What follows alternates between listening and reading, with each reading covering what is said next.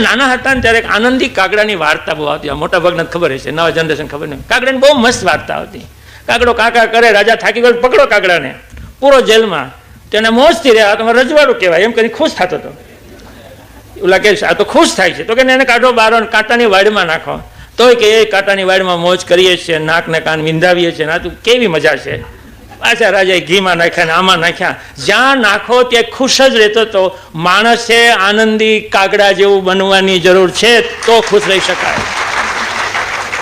પ્રયાસ પુષ્કળ કરો, પણ પરિસ્થિતિથી દુઃખી ક્યારેય ન થાવ.